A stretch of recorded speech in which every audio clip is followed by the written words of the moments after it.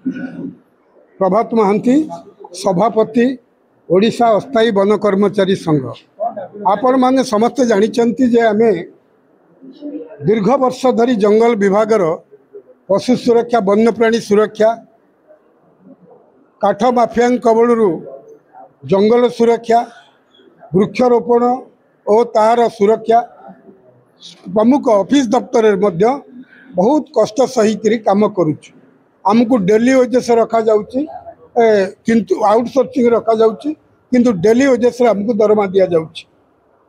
आमे मरीगले साधारण लोकटे जहाँ पाऊे तो आगुरी दौन आम आंदोलन फल से साधारण लोक मरीगले हाथी आक्रमण में भालू आक्रमण में सी जहाँ पाऊे आमे पाऊनु। आम पाई उत्तरदायित्व व्यवस्था ना आम स्त्री पिला भासीगले सरकार किसी दोष ना। गोटे प्रतिबद्ध गणतांत्रिक सरकार यही असहाय कर्मचारी की तिल तिल कर शोषण करुच्ची। आमे यार प्रतिवाद रे 7 दफा दाबी जता आमको आमर कार्यधारा आमर कौशल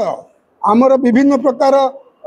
पशु सुरक्षा जो टैक्टिस अवलंबन करुचु निया लिभाइबा जो वैज्ञानिक पद्धति व्यवहार करुचु ताकू विचार करी आमको तुरंत स्किल भाव में दरमा दि जाऊ एवं डेली वेजेस व्यवस्था उठेकरी आमको आउटसोर्सिंग व्यवस्था मान्यता दि जाऊ। नंबर 2 है आम मरीगले आमको 25 लाख टंका दि जाऊ आम परिवार जड़े चाकरी दि जाऊ एवं जो माने खंज हो जाउछंती जो माने हाथी आक्रमण भालू आक्रमण बा अन्य काठ माफिया आक्रमण बंची जाउछंती किंतु खंज हो जाउछंती पंगु हो जाउछंती तांको तुरंत 15 लाख टंका दि जाए परिवार जन को चाकरी दि जाऊ। समान भाव में सारा ओडिशार गोटे डेजिग्नेशन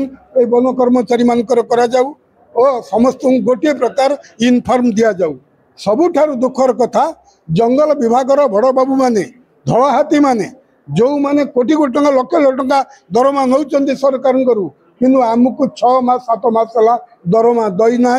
विभिन्न आड़े रे आज मिलिबो काली मिलिबो कही 6 मास हो गलानी कौन ना केंद्र पैसा देना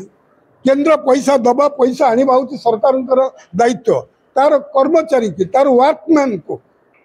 पेट बुझा कथा सरकार आमे लोकंग सरकार कहूँ आमे कौन लोकरे जाऊनु आमे कौन ओडिशार नागरिक नुहे आमे कौन भारतर नागरिक नुहे आमे कौन चतुर्थ श्रेणी नागरिक आमको दैत्य व्यवस्था भितर छंदीब आमको शोषण करिवो आम कर्म शक्ति की श्रम शक्ति की शोषण करिवो प्रतिवाद कले छटई करिवो पानी चून खसिले छटई हबो छटई कर्मचारी की पुनः नियुक्ति मध्य आमर अन्यतम दाबी आपण माध्यम जणे दउछु। एही 7 दफा दाबी नहीं ओडिशार शह शह भोकिला कंकाल असहाय वन कर्मचारी 1 तारिख दिन